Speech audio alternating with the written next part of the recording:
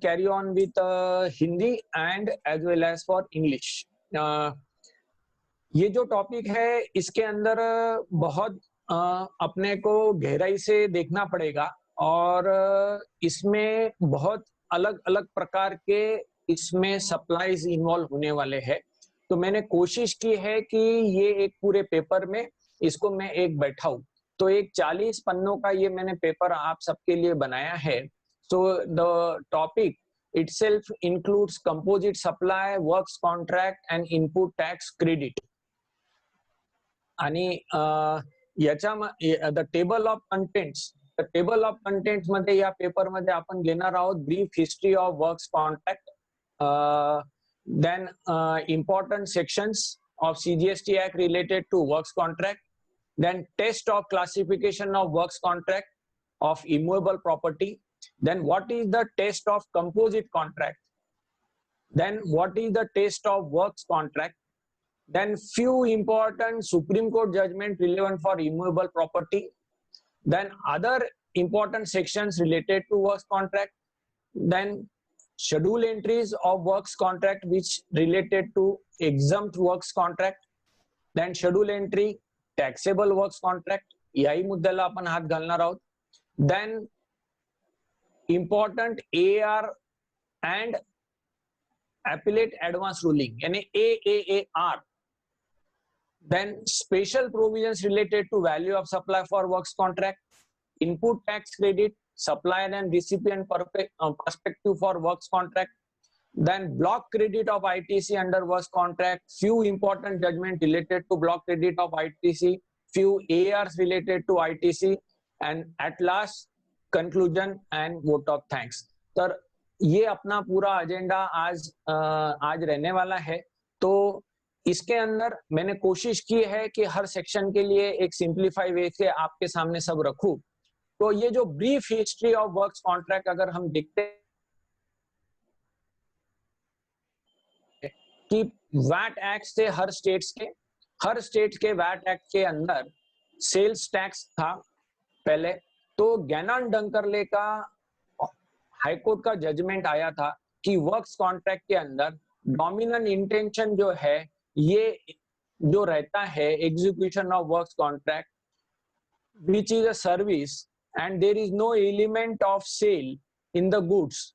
तो इसके वजह से क्या हुआ कि गवर्नमेंट को कॉन्स्टिट्यूशनल अमेंडमेंट करनी पड़ी और आर्टिकल 366(29)(a)(b) इंसर्ट करना पड़ा, जिसके वजह से स्टेट गवर्नमेंट्स को पावर आया सेल टैक्स या वैट लेवी करने को, transfer of property in goods in execution of works contract. तो पहले वैट में हमको वर्क्स कॉन्ट्रैक्ट के ऊपर वैट लगता था क्योंकि कॉन्स्टिट्यूशनल अमेंडमेंट आ गई। फिर सर्विस टैक्स में क्या था? सर्विस टैक्स में सेक्शन 65B जो है इसके तहत डेफिनेशन आई वर्क्स कॉन्ट्रैक्ट की, और वो वर्क्स कॉन्ट्रैक्ट के डेफिनेशन के अंदर any movable and immovable property or for carrying out any other similar activity or part thereof in relation to such property, ये वर्डिंग आई वर्क्स कॉन्ट्रैक्ट की। और फिर सेक्शन 66E के चलते जो सर्विस पोर्शन है जो वर्क्स कॉन्ट्रैक्ट के अंदर इन्वॉल्व रहता है उसको डिक्लेयर्ड सर्विस का रूप दिया गया, और इसके वजह से जो सर्विस एलिमेंट रहता है उसको वर्क्स कॉन्ट्रैक्ट के अंदर, तो यहां पर सेग्रीगेशन हुआ कि वैल्यू ऑफ गुड्स कैसे अलग हो गए और वैल्यू ऑफ सर्विसेज अलग हो गए, और वर्क्स कॉन्ट्रैक्ट को वैट भी लगना लग गया और सर्विस टैक्स भी लगना लग गया। तो इसके वजह से कई इश्यूज बहुत आते थे। पहले भी हम बहुत बार चर्चा करते थे कि works contract is a worst contract. तो अब जीएसटी में क्या हुआ? अब जीएसटी के अंदर 1 जुलाई 2017 से जो डेफिनेशन आई वर्क्स कॉन्ट्रैक्ट की, उसके अंदर इमूवेबल प्रॉपर्टी को उसको कनेक्ट कर दिया, जो कि पहले वैट और सर्विस टैक्स के अंदर मूवेबल प्रॉपर्टीज भी कवर थी। तो ये एक सबसे बड़ा चेंज आया जीएसटी के अंदर कि वर्क्स कॉन्ट्रैक्ट जो भी रहेंगे ट्रांजैक्शंस वो इमूवेबल प्रॉपर्टी के रिलेटेड अगर है तो ही वर्क्स कॉन्ट्रैक्ट। पहले थे, तो अब मूवेबल का क्या होगा? तो मूवेबल को उन्होंने एक स्वरूप दे दिया कंपोजिट सप्लाई। तो ये आगे जीएसटी में हुआ, पर जैसे ही हमने वैट और सर्विस टैक्स में से बाहर निकले और हम जीएसटी में आए, तो स्टार्टिंग ट्रबल शुरू हो गया और बहुत सारे वर्क्स कॉन्ट्रैक्ट के इश्यू आए। इसके अंदर एक केस मैं डिस्कस कर रहा हूँ, यहाँ पर रेफर किया हूँ, मद्रास हाईकोर्ट की केस है, Coimbatore corporation contractors welfare association की। ये है GST on works contract executed prior to 1 July 2017। तो यहाँ पर हाईकोर्ट ने क्लियर कट दिया कि the difficulties arising out of increased GST on works contract for government work was deliberated in GST Council meetings of 27th August 2017 and 19 September 2017. Consequently, the GST on works contract for government being reduced to 12%. पहले VAT लगता था, service tax लगता था, तो rate कम थे। GST आते ही rate ज्यादा हो गए, 18% आया, तो 18% को गवर्नमेंट कॉन्ट्रैक्ट्स को उन्होंने 12% किया। तो यहाँ पर उनका बोलना था कि पहले हम आईटीसी नहीं देते थे, सर्विसेज के केस में गुड्स का, गुड्स के केस में सर्विसेज का। तो यहाँ पर दिस मूव मोर और less balances the taxes of the works contract in the pre-GST and post-GST. So the matter was set aside कि यस, जो भी 1 जुलाई 2017 के पास बाद में काम होगा, कॉन्ट्रैक्टर्स को ऑनगोइंग प्रोजेक्ट्स के अंदर जीएसटी भरना पड़ेगा। फिर रिसेंटली 1 फरवरी 2020 में इलाहाबाद हाईकोर्ट का भी एक जजमेंट है दीन दत्ता का, उसके अंदर भी यहाँ पर हाईकोर्ट ने क्लियर किया है कि ये रेलवे को सप्लाई करता था, तो यहाँ पर वो 2% वैट लगाता था और सर्विस टैक्स उसको था नहीं, तो यहाँ पर अब उसको 12% रेट ऑफ टैक्स भरना पड़ रहा है। तो क्या, तो यहाँ पर हाईकोर्ट ने कहा there can not be any manner of doubt whatsoever that the writ petitioner will be liable to tax as per GST, which is a works contract enacted on 12th April 2017। यानी पहले के भी अगर works contract है तो भी आपको बाद में अगर सर्विसेज प्रोवाइड किए है, बाद में काम किया है, तो जीएसटी लगेगा। फिर दुर्गा प्रोजेक्ट्स का एक एआर है, ये एक इंपॉर्टेंट एआर है जिसको कर्नाटका स्टेट ने दिया था। ये था हमारे बिल्डर्स के केस में GST on partially completed flats. कुछ फ्लैट्स पहले बन गए थे और बाद में जीएसटी आने के बाद में कुछ सर्विसेज दिए, तो यहाँ पर उन्होंने क्लियर कट दे दिया था कि from 1 July 2017 onwards leviable to GST in proportionate to the services provided with effect from 1st जुलाई 2017। यानी जो फ्लैट पहले इनकम्प्लीट था, तो जितना भी काम पहले हुआ होगा वो वैट और सर्विस टैक्स में गया, फिर बाद में जो बचा हुआ काम है उसके सर्विसेज आपने अभी दिए हैं, तो अभी जीएसटी लगेगा। तो ये एक इंपॉर्टेंट था। तो वर्क्स कॉन्ट्रैक्ट भले ही हमको वैट और सर्विस टैक्स से जीएसटी में आया, पर वो स्टार्टिंग ट्रबल लेके आया, तो अब इसका जन्म ही ट्रबल सम है। यानी ये जो बेबी है, इसका जन्म ही अगर ट्रबल से हुआ है, तो ये आगे बड़ा भी ट्रबल सम ही होने वाला है। तो works contract remains as a works contract still in GST. अब हम देखते हैं sections of CGST act related to works contract. यहाँ पर मोस्ट इंपॉर्टेंट है डेफिनेशन ऑफ कंपोजिट सप्लाई, क्योंकि कंपोजिट सप्लाई ये एक वास्ट डेफिनेशन है और इसका पहले हमको पढ़ाई करना जरूरी है। जैसे हम बिल्डिंग बनाते हैं तो रहता है फाउंडेशन, तो वैसा ये वर्क्स कॉन्ट्रैक्ट का पूरा फाउंडेशन है कंपोजिट सप्लाई। तो what is that definition? The composite supply means a supply made to a taxable person to a recipient consisting of 2 and more taxable supplies। तो ये एक शब्द जो है बहुत इंपॉर्टेंट है, आप सब लोग आगे ध्यान रखो।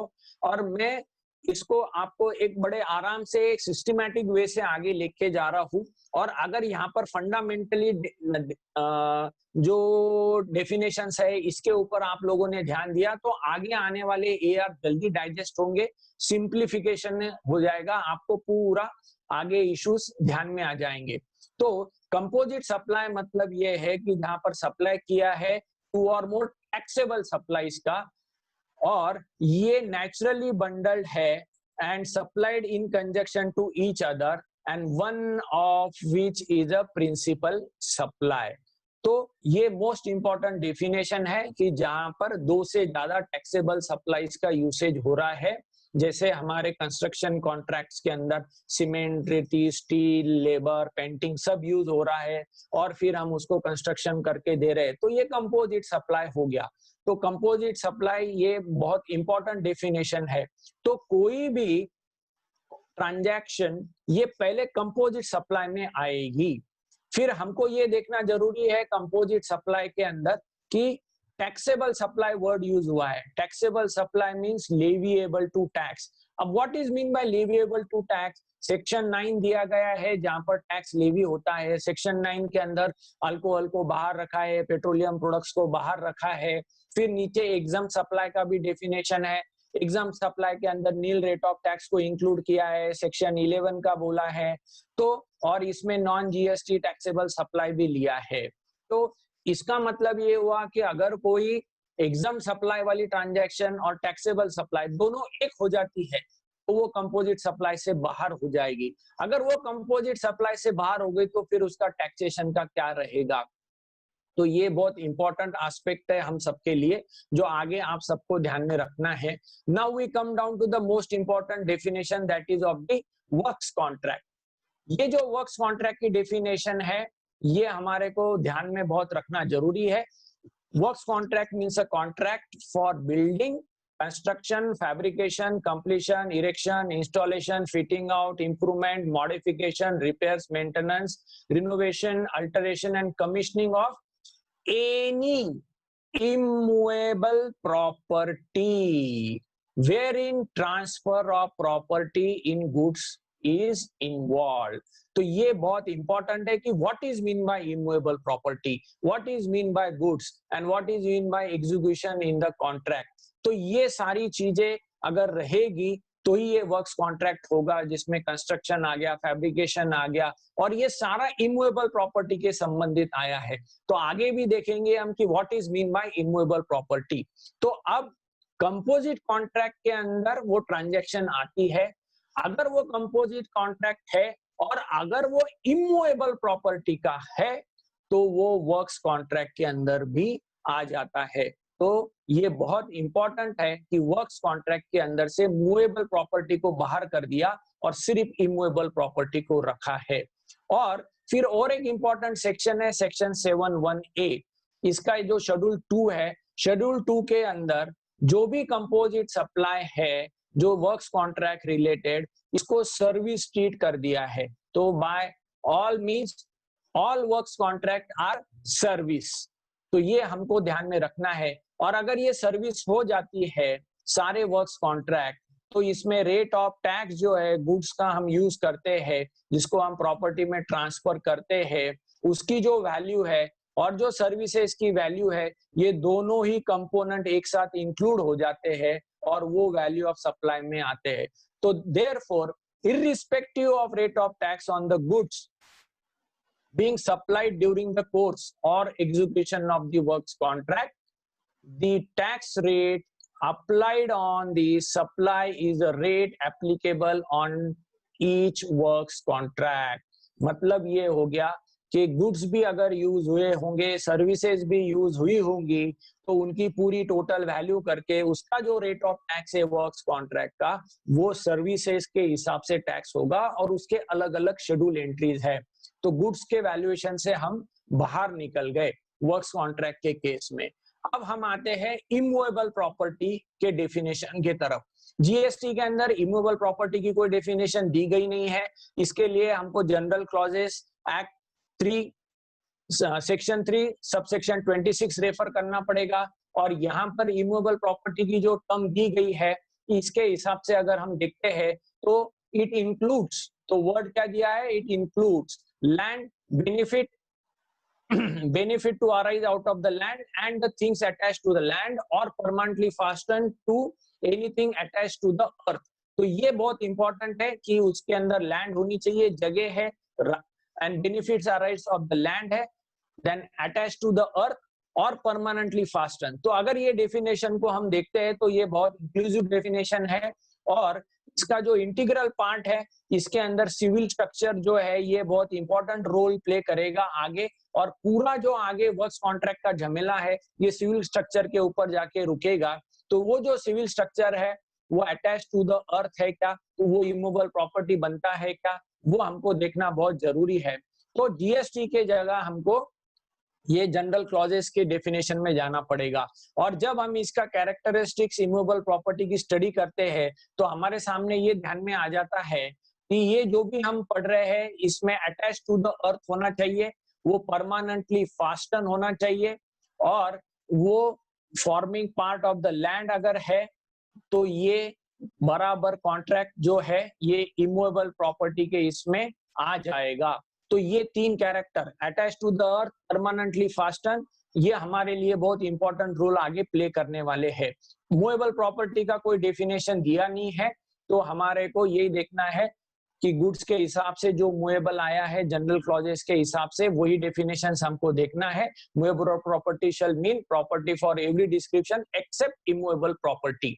तो ये थोड़ी हमारी पढ़ाई हो गई सारे डेफिनेशंस की। अब हम इसको एक सिंप्लीफाई वे से चलते हैं कि व्हाट इज द फॉर्मूला जिससे मुझे क्लासिफिकेशन की टेस्ट क्या आएगी वर्क्स कॉन्ट्रैक्ट के केस में। तो यहाँ पर एक बहुत इंपॉर्टेंट बात मैं आपके सामने रख रहा हूँ कि वर्क्स कॉन्ट्रैक्ट अगर इमूवेबल प्रॉपर्टी का है तो वो वर्क्स कॉन्ट्रैक्ट हो गया, और अगर मूवेबल प्रॉपर्टी का होता है तो वो कंपोजिट कॉन्ट्रैक्ट हो गया एक, तो कंपोजिट सप्लाई हो गया। तो वो कैसे फाइंड आउट करना है, तो यहां से हमारा लेक्चर अब हम शुरू करते हैं ऑल आवर एनालिसिस। जो हमने पहले देखा तो वो हमने सेक्शन वाइज चले गए। तो what is the first step, what is the first test in the composite supply, यानी कोई भी ट्रांजैक्शन अगर आती है तो सबसे पहले हमको ये देखना है कि वो कंपोजिट सप्लाई है क्या, टू और मोर टैक्सेबल सर्विसेज इन्वॉल्व है क्या, हाँ है, तो फिर हमको वो ट्रांजैक्शन को टेस्ट करना है कि अब वो वर्क्स कॉन्ट्रैक्ट में आ रही है क्या, यानी वो इमूवेबल प्रॉपर्टी की है क्या। अगर वो आ गई है इसके अंदर तो फिर उसके सर्विसेज का रेट निकालो। अगर वो नहीं आती है यानी वो इमूवेबल प्रॉपर्टी नहीं बन रही है तो क्या होगा, if it failed the test of the works contract then again go to composite supply test। फिर इसका मतलब ये टेस्ट ढूंढो, पहले कंपोजिट सप्लाई है क्या कोई भी ट्रांजैक्शन, फिर बाद में हम उसको जाके वर्क्स कॉन्ट्रैक्ट है क्या वो देखेंगे। अगर वो वर्क्स कॉन्ट्रैक्ट नहीं हुआ तो फिर से इसको कंपोजिट सप्लाई के पास में हम जाएंगे, और कंपोजिट सप्लाई के अंदर फिर हमको क्लासिफिकेशन ऑफ रेट टैग देखते वक्त मूवेबल प्रॉपर्टी का देखना पड़ेगा, और फिर से हमको यहाँ पर प्रिंसिपल सप्लाई क्या है वो देखना पड़ेगा। तो ये बहुत इंपॉर्टेंट है। अगर कोई भी जो ट्रांजैक्शन है once the contract become works contract, अगर वो वर्क्स कॉन्ट्रैक्ट में आ गया, अगर वो इमूवेबल प्रॉपर्टी का कॉन्ट्रैक्ट हो गया तो फिर उसका place of supply, time of supply, ये सारे प्रिंसिपल जीएसटी में चेंज हो जाते हैं, ये इसके ऊपर चार्ज हो जाते हैं। तो वर्क्स कॉन्ट्रैक्ट के लिए इमूवेबल प्रॉपर्टी होने के कारण प्लेस ऑफ सप्लाई के रूल्स अलग है, टाइम ऑफ सप्लाई के रूल्स अलग है। अगर वो कंपोजिट कॉन्ट्रैक्ट मूवेबल का हो गया तो वो पूरा अलग रहता है। तो ये केस में क्या हो जाता है कि अगर कोई कॉन्ट्रैक्ट अगर वर्क्स कॉन्ट्रैक्ट हो गया तो जो कंपोजिट सप्लाई के जो प्रिंसिपल्स है वो क्या है, प्रिंसिपल सप्लाई, प्रीडोमिनेंट इंटेंशन, इसका पूरा इंपॉर्टेंस लॉस्ट हो जाता है, और फिर करेक्ट क्लासिफिकेशन फाइंड आउट करने के लिए हमको वो वर्क्स कॉन्ट्रैक्ट के शेड्यूल एंट्री ढूंढनी पड़ती है। और अगर हम ये नहीं कर पाए तो ये पूरा जीएसटी का टैक्सेशन का ही चेंज हो जाता है। इसके लिए मैंने जब ये पूरा स्टडी किया तो तब मुझे ध्यान में आया कि मैक्सिमम एडवांस रूलिंग जो अभी हो रही है वो ऐसे ही हो रही है कि ये वर्क्स कॉन्ट्रैक्ट है या कंपोजिट कॉन्ट्रैक्ट है। यानी आप लोगों को अब यहाँ पर ध्यान में आ गया होगा कि कोई भी कॉन्ट्रैक्ट शुरू में ही देखना पड़ेगा कि वो कंपोजिट कॉन्ट्रैक्ट है या फिर आगे वर्क्स कॉन्ट्रैक्ट है, अगर इसमें बाद में जाके चेंज हो गया तो सारा उलटफेर हो जाएगा। अब मैं एक एग्जांपल आपके सामने रख रहा हूं। A builder launches a scheme wherein car is given on the booking of flat with conditions and charges 75 lakhs all inclusive, whether it is a composite contract of the works contract। तो यहां पर ये work बहुत important है कि composite contracts of the works contract. अब यहां पर क्या एग्जांपल है, कार दिया, किसके साथ दिया, कार फ्लैट के साथ में। तो ये हमको सबसे पहले देखना है कि वो कंपोजिट कॉन्ट्रैक्ट में आ रहा है क्या। अब कंपोजिट कॉन्ट्रैक्ट में आने के लिए क्या इंपॉर्टेंट है, वो टैक्सेबल सर्विसेज चाहिए। चलो ठीक है, ये अंडर कंस्ट्रक्शन फ्लैट है, दोनों टैक्सेबल है, कार भी टैक्सेबल है, फ्लैट भी टैक्सेबल है। और सबसे मेन इंपॉर्टेंट आगे चलेंगे तो नेचुरली बंडल। तो ये नेचुरली बंडल हो रही है क्या ट्रांजैक्शन, नहीं हो रही है। तो नेचुरली बंडल नहीं हो रही है तो ये कंपोजिट सप्लाई से बाहर हो गई। कंपोजिट सप्लाई से जब ये बाहर हो गई तो फिर आगे वर्क्स कॉन्ट्रैक्ट में जा ही नहीं सकती है। तो फिर इसके लिए इसका ट्रांजैक्शन का टैक्सेशन अलग करना पड़ेगा, because it will not be a works contract. तो ऐसे हमारे को देखना है कि हर ट्रांजैक्शन को कि वो कैसे आगे हमको टैक्सेबिलिटी निकालनी है। Now I come down to very simple test, आप सबके सामने एकदम सिंप्लीफाई करके यहाँ पर रख रहा हूं। अ सप्लाई होना चाहिए कंपोजिट सप्लाई के लिए, टैक्सेबल 2% के बीच में होना चाहिए। सबसे मेन जो वर्क कॉन्ट्रैक्ट ढूंढना है वो यहां पर आएगा हमारे लिए, कंसिस्टिंग ऑफ 2 और मोर टैक्सेबल सप्लाईज ऑफ गुड्स और सर्विसेज और बोथ और एनी कॉम्बिनेशन देयर ऑफ। अब यहां पर टैक्सेबल सप्लाईज वर्ड यूज किया गया है। हमने देखा कि what is mean bye taxable supply, फिर इसको नेचुरली बंडल की भी टेस्ट अप्लाई करना है, फिर वो एक मेक के साथ में जाना चाहिए। जैसा हमने देखा कार और फ्लैट एक नहीं जा सकते, ऑर्डिनरी कोर्स ऑफ बिजनेस में होना चाहिए, और फिर उसमें का एक प्रिंसिपल सप्लाई होना चाहिए। तो अब अगर यहाँ पर देखेंगे हम तो एक बहुत बड़ा आगे AR आया है, एडवांस रूलिंग आई है, वो मार्क की एडवांस रूलिंग आई है। ये मार्क्यू का advance ruling development of plots के ऊपर है। डेवलपमेंट ऑफ प्लॉट्स को उन्होंने सर्विसेज में यूज करके टैक्सेबिलिटी की है। तो this is the one of the biggest issue which we will be facing here forth. तो इसको भी मैंने आगे डिस्कस किया है। अब मैं और एक सिंपल क्वेश्चन डाल रहा हूं सबके लिए। Car parking space one time charges with under construction flat, पहले उसने कार दिया था, चलो अब ये क्या है, कार पार्किंग की स्पेस दी है, वन टाइम चार्जेस कलेक्ट किए कि हम आपको फ्लैट भी दे रहे हैं, आपको नीचे एक कार पार्किंग की जगह देंगे। तो ये क्या होगा, yes it will become a space, it can go with the construction of flat. तो इसके लिए ये दोनों टैक्सेबल सर्विसेज हो गई, नेचुरली बंडल हो गई, तो ये कंपोजिट कॉन्ट्रैक्ट में चला गया, तो ये वर्क्स कॉन्ट्रैक्ट में चला जाएगा। अब एक नेक्स्ट एग्जांपल में ले रहा हूं, sale of building along with movable furniture. ये पूरी बिल्डिंग रेडी है और मैं अब इसको बेच रहा हूं, फर्नीचर के साथ बेच रहा हूं। तो क्या होगा, अब building is a immovable property, immovable property होने के नाते ये out of taxability of GST है। मूवेबल है फर्नीचर, तो ये कंपोजिट सप्लाई में नहीं जाता, कंपोजिट सप्लाई में नहीं गया तो ये वर्क्स कॉन्ट्रैक्ट में नहीं जाता। अब बहुत इंटरेस्टिंग क्वेश्चन डाल रहा हूं मैं, फ्रेट चार्जेस चार्ज से in invoice separately before delivery of goods, क्या होता है, यहां पर वैल्यू ऑफ सप्लाई का सेक्शन 15C आता है, वहां पर वो ये बोलता है कि it's become value of supply of goods. अगर आप देखोगे तो यहाँ पर freight charges is a separate and goods are separate.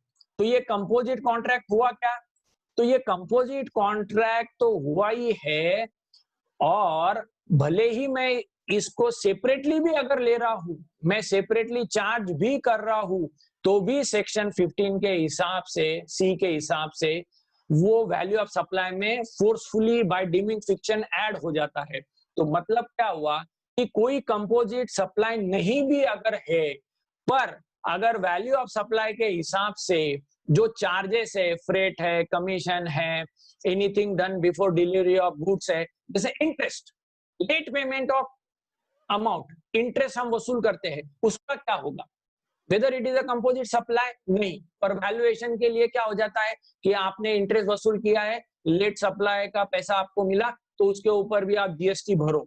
तो ये कंपोजिट सप्लाई नहीं होता है, फिर भी उसको जोड़ देते हैं, यानी उसको बंडल कर दिया है। तो ये भी एक इंपॉर्टेंट एस्पेक्ट है जो सब लोगों ने ध्यान में रखना है। Now what is the test of works contract? चलो हमारे ऊपर के एग्जांपल के हिसाब से कार पार्किंग जो हमने फ्लैट के साथ दी, ये कंपोजिट सप्लाई हो गया। अब वो वर्क्स कॉन्ट्रैक्ट है क्या, ये देखना है। तो इसके लिए तो सबसे पहले है कि एक कॉन्ट्रैक्ट होना चाहिए, वो building construction, fabrication, completion, erection और मॉडिफिकेशंस, रिपेयर्स, मेंटेनेंस, इसका होना चाहिए।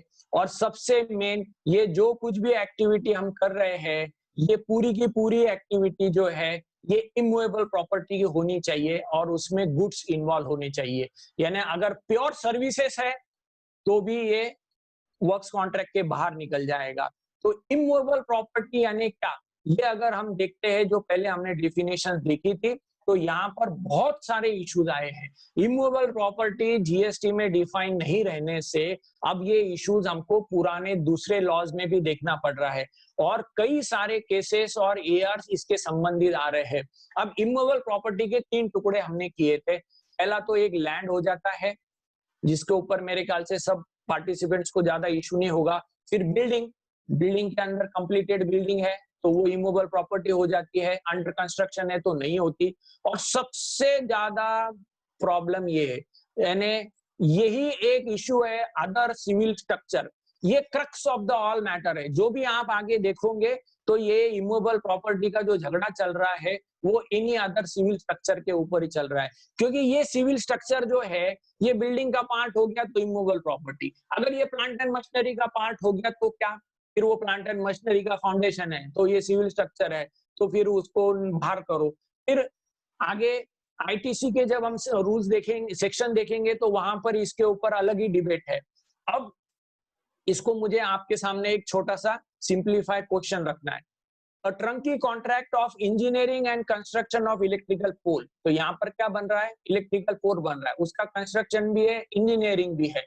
Given in the tender in which works and value is separately mentioned of each works, यानी यहाँ पर पोल का प्राइस भी अलग से दिया है, कंस्ट्रक्शन का प्राइस अलग से दिया है, इंजीनियरिंग सर्विसेज का प्राइस अलग से दिया है, एक ट्रंकी प्रोजेक्ट दिया है, पर हर एक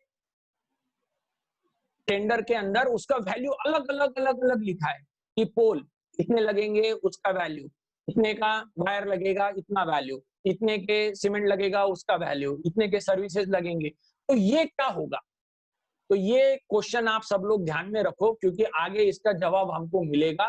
और बड़ा इंटरेस्टिंग है कि कंपोजिट सप्लाई में डालना है इनको तो अथॉरिटीज उसको ठूस के डाल देगी, और उनको लगा कि इसको कंपोजिट सप्लाई से बाहर निकालना है तो उसको बाहर भी निकाल रही है। बड़े ही अजीब एआरस आगे दिए हुए है, पर हमको ये देखना जरूरी है कि वो डिविजिबल कॉन्ट्रैक्ट हो रहा है तो फिर वो कंपोजिट से बाहर हो जाता है क्या, टू टैक्सेबल सर्विसेज दिए पर दोनों की वैल्यू अलग अलग करिए तो वो कंपोजिट से बाहर हो गया क्या। तो ये एक बहुत इंपॉर्टेंट क्वेश्चन है जो मैंने आप सबके सामने रखा है, तो इसको आगे अपने को जवाब देना है और आगे एआरस के अंदर भी इसका जवाब अपने को मिलेगा। Now we come down to the supreme court cases, few relevant which are of the immovable property. तो हमने ये देखा कि वर्क्स कॉन्ट्रैक्ट जो है ये इमूवेबल प्रॉपर्टी के संबंधित चाहिए तो ही वो आगे वर्क्स कॉन्ट्रैक्ट में आता है।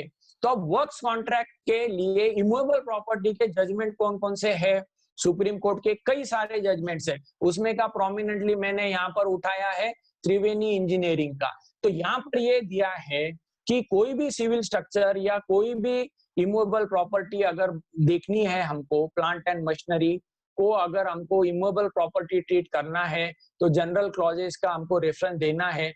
तो यहाँ पर ये दिया है कि the apex court observe that while determining whether an article is a permanently fastened to anything attached to the earth, the intention as well as the factum of fastening has to be ascertained from the facts and circumstances of the each case। मुझे ये लगता है कि सब लोगों ने ये judgement को नोट डाउन कर लेना चाहिए कि परमानेंटली फास्टन अगर हम करते हैं कोई चीज तो उसका इंटेंशन क्या है वो देखना चाहिए, तभी वो प्लांट एंड मशीनरी वो इमूवेबल प्रॉपर्टी होगी। वी वर्क का एक एआर हम आगे डिस्कस करने वाले हैं, तब आपको ये प्रिंसिपल ध्यान में आएगा। वहां पर जो फर्नीचर्स थे तो वहां पर पार्टीशंस थे ऑफिस के अंदर, जैसे अपने ऑफिस के अंदर कैबिन्स के पार्टीशंस रहते हैं, वो परमानेंटली फास्टन थे तो उसको इमूवेबल प्रॉपर्टी ट्रीट कर दिया था लोअर अथॉरिटी ने। तो ये उसमें से कैसे बाहर आए कि उसको मूवेबल में कैसा ट्रीट किया, तो उसके लिए ये जजमेंट्स आपको काम आएंगे। फिर आगे सॉलिड एंड करेक्ट इंजीनियरिंग का भी एक सुप्रीम कोर्ट का जजमेंट है जो हम एक रेफर कर सकते हैं। यहाँ पर बहुत अच्छे तरीके से सुप्रीम कोर्ट ने डिस्कस किया है 3 एस्पेक्ट्स के ऊपर, रूटेड इन द अर्थ, फिर बाद में embedded in the earth and attached to the earth, ये इसका मीनिंग क्या है। और यहाँ पर उन्होंने ये दिया है कि जो भी प्रॉपर्टी है वो इमूवेबल प्रॉपर्टी अगर होना है तो उसके लिए क्या क्या कंडीशंस है और किस कारण से वो इमूवेबल प्रॉपर्टी नहीं भी होगी। तो यहाँ पर उन्होंने दिया है hence can not be term as a immovable property from the following reason, यानी प्लांट एंड मशीनरी को उन्होंने यहाँ पर इमूवेबल प्रॉपर्टी नहीं ट्रीट किया।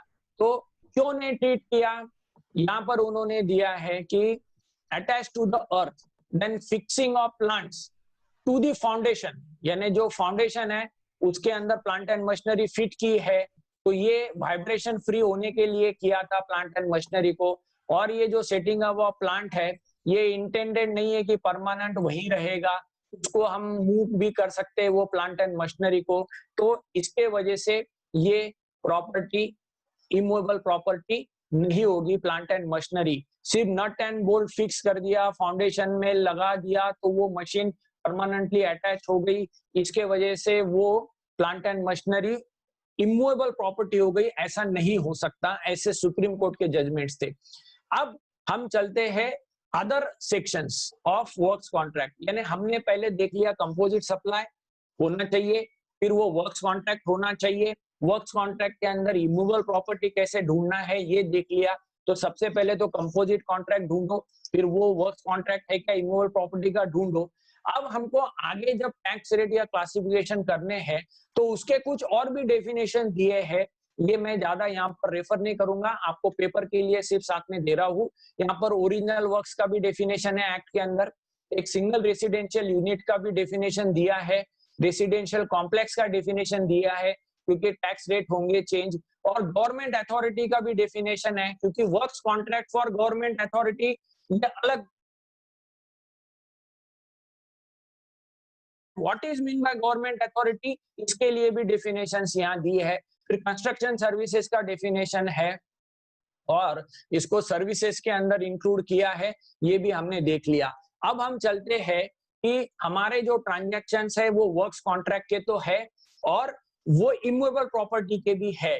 तो आगे ऐसे कौन कौन से कॉन्ट्रैक्ट्स है जिसके ऊपर एग्जम्पशन है यानी रेट ऑफ टैक्स नील है, तो वो देखने के लिए हमको चलना पड़ेगा शेड्यूल एंट्रीज के ऊपर। और वेरी इंटरेस्टिंगली जो मैंने पहले आपको बताया कि कंपोजिट कॉन्ट्रैक्ट होना बहुत जरूरी है, फिर कंपोजिट कॉन्ट्रैक्ट के बाद में वो वर्क्स कॉन्ट्रैक्ट होना जरूरी है। तो यहाँ पर ये जो पहला शेड्यूल एंट्री देख रहे हैं हम चैप्टर 99, यहाँ पर वर्ड क्या यूज किया है, composite supply of goods and services. तो ये सिर्फ और सिर्फ कंपोजिट सप्लाई की बात कर रहा है, मतलब यहाँ पर इमूवेबल प्रॉपर्टी का काम नहीं है।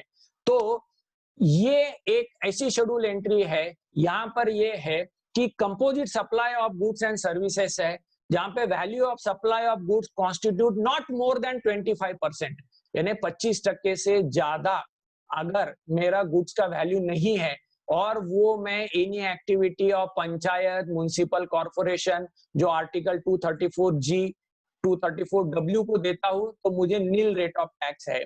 तो मतलब पुणे महानगर पालिका, पिंपरी महानगर पालिका, इनको अगर अपन कोई कंपोजिट सप्लाई दे रहे हैं, सर्विसेज दे रहे हैं, तो वो ये देख सकते हैं कि नील रेट ऑफ टैक्स लग रहा है क्या नहीं लग रहा है। अब यहाँ पर क्या दिया है, कंपोजिट कॉन्ट्रैक्ट वर्ड है, यहाँ पर वर्क्स कॉन्ट्रैक्ट वर्ड नहीं है। तो अगर इमूवेबल प्रॉपर्टी रिलेटेड सर्विस अगर आ गई तो ये नील रेट का एग्जम्पशन एप्लीकेबल नहीं होगा। फिर रिस्ट्रिक्शन क्या है दूसरा, 25% of value of the goods in the total contract, यानी कंपोजिट कॉन्ट्रैक्ट है, आपको वैल्यू नहीं निकालते आ रही है, फिर भी निकालना पड़ेगा। क्यों निकालना पड़ेगा? अगर ये शेड्यूल एंट्री का अगर ये आपको फायदा लेना है तो you have to find out that की वैल्यू आपकी गुड्स की 25% के नीचे है। अब जैसे सैनिटाइजर अगर यूज हो रहा है कोरोना के चलते, अगर वो साफ सफाई कर रहे हैं पुणे महानगर पालिका, पिंपरी महानगर पालिका, और वो क्लीनिंग सर्विसेज दे रहे हैं गवर्नमेंट हॉस्पिटल्स को, उसमें सैनिटाइजर की अगर भी है, पर वो हेल्थ सर्विसेज के अंदर 234G और 234W में आते हैं, तो इवन गुड्स आर इन्वॉल्व, तो ये यहाँ पर नील रेट ऑफ टैक्स लगेगा उसको। यहाँ पर एक बहुत अच्छा एक रेफरेंस आपको AAAR के अंदर आप देख सकते हो, नरसी मैन कोऑपरेटिव सोसाइटी का, कर्नाटका स्टेट का है। यहाँ पर ये दिया है कि it is not applicable to subcontractor, there is strict interpretation of the exemption. अब अगर हम यहाँ पर आके देखते हैं तो ये composite supply of goods and services है, जहां पर 25% के नीचे गुड्स का वैल्यू चाहिए। यहाँ पर दिया है एनी एक्टिविटी वर्ड दिया है, और इसके अंदर तो कहीं प्रिंसिपल और सब कॉन्ट्रैक्टर का तो जिक्र ही नहीं है, फिर भी AR के अंदर यहाँ पर ये दे दिया है कि आपको ये अगर एग्जम्पशन लेना है तो ये सिर्फ प्रिंसिपल कॉन्ट्रैक्टर ही ले सकता है, सब कॉन्ट्रैक्टर नहीं ले सकता। तो this is a debate which is coming out of from this schedule entry. Now we come down to the next schedule entry. यहाँ पर एक वर्ड दिया है 9954 रीडिंग का, सर्विसेस, और वर्ड है प्योर लेबर सर्विसेज, और इसको दिया है नील रेट ऑफ टैक्स। वो भी किसको दे रहे हैं हम सर्विसेज? ये इंडिविजुअल लेड हाउसिंग है, अर्बन हाउसिंग है, उसके लिए अगर सिविल स्ट्रक्चर बना रहे हैं हम, तो ओरिजिनल वर्क्स का काम कर रहे हैं, तो नील रेट रहेगा। तो ये एक टैक्स प्लानिंग पर्पस के लिए आप ध्यान में रख सकते हो कि प्योर सर्विसेज अगर दी है for construction of civil work, original works, individual housing, जो PMAY के स्कीम के लिए, तो नील रेट ऑफ टैक्स आएगा। पर what is mean by pure labour? Pure का कोई वर्ड है नहीं, तो प्योर सर्विसेज मतलब गुड्स थोड़े भी यूज नहीं होना चाहिए, या गुड्स यूज ही नहीं होना चाहिए। थोड़े अगर कंज्यूमेबल आइटम यूज हो गए तो वो प्योर सर्विसेज के बाहर निकल जाएगा क्या? तो ऐसे बहुत सारी चीजें हमको देखना है कि what is mean by pure labour, क्योंकि महानगर पालिका हो गई, गवर्नमेंट हो गए, या वो जो है वो बोलेंगे कि ये प्योर सर्विसेज है और हम नील रेट ऑफ टैक्स लगाओ। हम बोलेंगे कि ये कंपोजिट सप्लाई है, इसमें गुड्स इन्वॉल्व है, ये पेयर सर्विसेज नहीं है, तो ये यहाँ पर लिटिगेशन आगे आने वाले हैं। और ऑलरेडी न्यूज़पेपर का लिटिगेशन, एडवर्टीजमेंट इन न्यूज़पेपर, वो लिटिगेशन यहाँ पर आया था कि जिसके अंदर मैंने भी ओपिनियन दिया था, and we found it in our favour, कि हमने तो चार्ज किया था 5% GST, और पुणे और पिंपरी महानगर पालिका बोल रही थी कि हमने ऐड दी है तो इट्स सर्विस और आप नील रेट ऑफ टैक्स लगाओ। तो ये लोकमत की केस है, तो इसके अंदर फिर हमको आगे एक हिमाचल प्रदेश का भी जजमेंट AR मिला कि yes, pure services are not defined and advertisement is on paper and it is by deeming fiction, it is a service, it is not a pure service. Then what is mean by pure service? Pure service मतलब यहाँ पर man power supply, जैसा साफ सफाई का काम किया है, सिर्फ झाड़ू मार के आना है, या क्लीनिंग सर्विसेज देना है, या सिर्फ लेबर सप्लाई किया, तो वही प्योर सर्विसेज में आते हैं। अब यहाँ पर भी वर्ड आया है प्योर लेबर कॉन्ट्रैक्ट, तो ये भी रेसिडेंशियल यूनिट के लिए है। अगर हम घर बनाते हैं हमारा, और हमने किसी कॉन्ट्रैक्टर को काम दिया है, तो उसको हम सिर्फ लेबर का ही काम दे और मटेरियल हम खुद खरीदे। मेरा घर बन रहा है खुद का, तो मैं मटेरियल खुद खरीदूं, वो सिर्फ प्योर लेबर देगा, तो इसके लिए टैक्स नहीं लगेगा, नील रेट ऑफ टैक्स लगेगा। तो ये टैक्स प्लानिंग के लिए काम आ सकता है। यानी क्या है कि वर्क्स कॉन्ट्रैक्ट में जाना है कि नहीं जाना है, कंपोजिट सप्लाई क्रिएट करना है कि नहीं करना है, ये पहले ही हमने सोच लेना चाहिए before entering into the contract. Now we come down to the taxable services, जो शेड्यूल एंट्रीज है, इसके अंदर हम अगर जाके देखेंगे तो यहाँ पर एक बहुत इंपॉर्टेंट है 9954 कंस्ट्रक्शन सर्विसेज। तो ये जो भी हम फ्लैट या बिल्डर का जो भी केस हम देखते हैं, तो ये बिल्डर लोग सारे के सारे कंस्ट्रक्शन सर्विसेज में डीमिंग फिक्शन आ गए हैं, जो कि कंप्लीशन सर्टिफिकेट मिलने के पहले का जो भी फ्लैट है, वो प्रॉपर्टी के लिए ये रेट लगता है हमारे लिए। 18%। अब 1 अप्रैल 2019 के बाद में 1% एंड 5% अफोर्डेबल नॉन अफोर्डेबल वाला है, तो ये हम मान लो कि भाई कमर्शियल वालों के लिए देख रहे हैं, तो ये 18% रहेगा। इसके अंदर बहुत इंपॉर्टेंट है कि यहाँ पर 1/3 वैल्यू ऑफ लैंड का डिडक्शन दिया है नोटिफिकेशन के नीचे। और बहुत इंपॉर्टेंट एस्पेक्ट, यहाँ पर ना तो composite supply of works contract ये वर्ड यूज किया है, हालांकि ये composite supply of works contract है, पर इसको कंस्ट्रक्शन सर्विसेज का सीधा सीधा उन्होंने डीमिंग फिक्शन डाल दिया, फिर उसको सीधा सीधा यहाँ पर 1/3 का लैंड का डिडक्शन दे दिया। तो एक secured place, legally secured place उन्होंने बना ली, इसमें झगड़ा ना हो कि अरे लैंड है तो ये कंपोजिट से बाहर निकल गया और वर्क्स कॉन्ट्रैक्ट के बाहर निकल गया, तो कैसा आप इसको टैक्स लगाएंगे। इसके लिए इसको सर्विसेज ले लिया और 1/3 लैंड का डिडक्शन दे दिया, इफेक्टिव रेट 12% दे दिया। तो ये बहुत इंपॉर्टेंट है कि बिल्डर्स एंड डेवलपर्स के लिए बड़े चालाकी से इसको रीडिजाइन करके कंस्ट्रक्शन सर्विसेज का स्वरूप दे दिया है शेड्यूल एंट्री बनाते होकर। अब आगे की जितने भी शेड्यूल एंट्रीज हम देख रहे हैं उसमें आप सब लोग एक बहुत गौर से देखिए कि ये वर्ड ही आपको मिल रहा है। क्या वर्ड मिल रहा है हमको? Composite supply of works contract.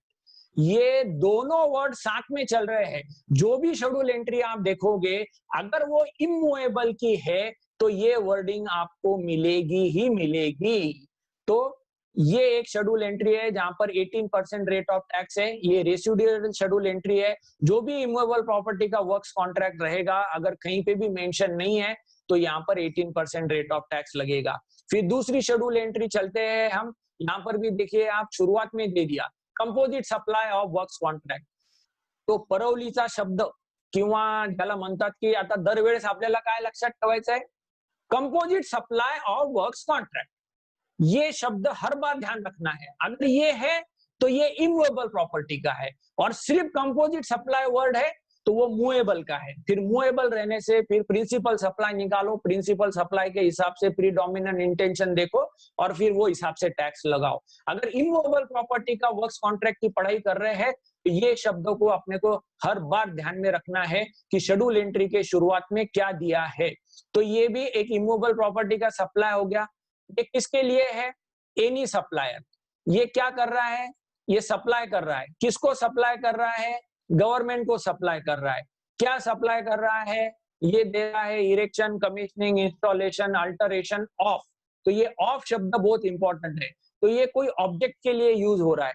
तो जैसे हिस्टोरिकल मॉन्यूमेंट है, कैनल है, डैम्प है, पाइपलाइन है, सेवरेज ट्रीटमेंट है, फिर ये सर्विसेज अगर हम दे रहे हैं तो ये 12% में जाएगा। यानी इमूवेबल प्रॉपर्टी की अगर हम सर्विसेज दे रहे हैं, कंपोजिट कॉन्ट्रैक्ट की गवर्नमेंट को दे रहे हैं, और वो हिस्टोरिकल मॉन्यूमेंट, डैम्प और irrigation, other than irrigation work यहाँ पर दिया है। तो ये बहुत इंपॉर्टेंट है यहाँ पर कि what is mean by other than irrigation. तो आगे एक वर्क्स कॉन्ट्रैक्ट की, एक आगे अर्थ कॉन्ट्रैक्ट की एक डेफिनेशन है, तो वहां पर हमको इसका फिर से एक अलग से आने वाला है। तो ये 12% के रेट में जाती है जो पीडब्ल्यूडी को वगैरह हम सर्विसेज देते हैं। फिर यहाँ पर वापस वर्ड यूज हो गया composite supply of works contract, supplied by way of bridge के लिए दिया है। यहाँ पर एनी सप्लायर कोई भी हो सकता है, ये रेसिपिएंट कोई भी हो सकता है, रेसिपिएंट कैन एनीबॉडी, क्योंकि यहाँ पर दिया है general public, use for general public. तो यानी अगर किसी को प्राइवेट में भी कॉन्ट्रैक्ट दिया है रास्ता बनाने का, टनल बनाने का, तो भी 12% में आना चाहिए अगर वो जनरल पब्लिक के लिए यूज हो रहा है तो। फिर ओरिजिनल वर्क्स अगर है, ये राजीव गांधी आवास योजना, अगर जवाहरलाल नेहरू आवास योजना है तो वहां पर भी आएगा। फिर यहाँ पे सिविल स्ट्रक्चर है, इसके अंदर इन सेतु डेवलपमेंट ऑफ स्लम्स का है, जिसको हम बोलते हैं कि प्रधानमंत्री गरीब आवास योजना के अंदर वो स्लम डेवलपमेंट वाले कोई कॉन्ट्रैक्ट है। फिर उसमें सिविल स्ट्रक्चर्स है, बेनिफिशियरी लेड हाउसिंग है प्रधानमंत्री आवास योजना के अंदर। फिर ईडब्ल्यूएस की हाउसिंग है। फिर बाद में इसके अंदर क्रेडिट लिंक वाली कोई हाउसिंग है, एमआईजी, एलआईजी हाउसिंग है। फिर pollution control and effluent treatment plant, ये भी एक बहुत इंपॉर्टेंट है, पर यहाँ पर कंडीशन क्या दिया है? Except located as a part of factory, यानी ये जो pollution control board effluent treatment plant है, ये यहाँ पर होना चाहिए प्लांट के अंदर, फैक्ट्री के अंदर।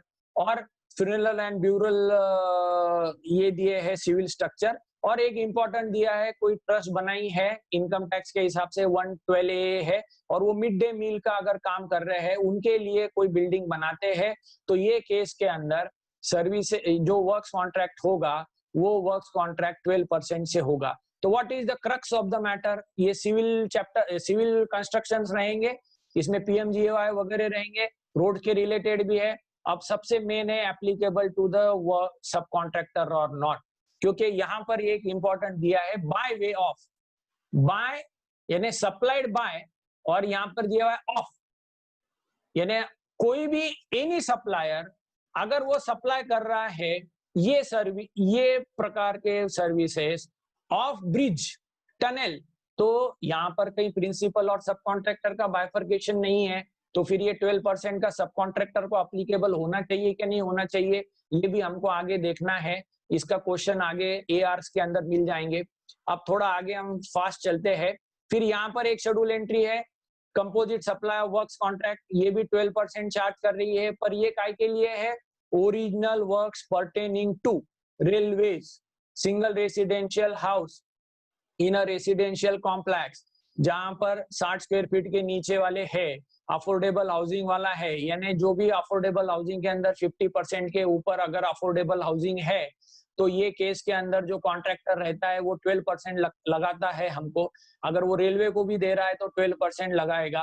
पर इसके अंदर बहुत इंपॉर्टेंट है कि इन्होंने रिपेयर्स मेंटेनेंस सर्विसेज ये वर्ड यहाँ पर लिए नहीं है, और ये एग्रीकल्चर प्रोसेसिंग के लिए अगर वेयर हाउस बन रहा है तो उसको भी एप्लीकेबल हो रहा है। एक एबीबी का एआर है इसके ऊपर, आप देख सकते हो। और फिर से एक क्वेश्चन आता है एप्लीकेबिलिटी टू सब कॉन्ट्रैक्टर और नॉट, तो ये एक सर्विसेज थी। और यहाँ पर उन्होंने मैकेनाइज फूड ग्रेन हैंडलिंग को भी यूज किया है, और warehousing of agriculture produce, यानी एग्रीकल्चर प्रोड्यूस या कोल्ड स्टोरेज बन रहा है किसी का और उसको कॉन्ट्रैक्टर को हम काम देते हैं तो 12% में जाएगा।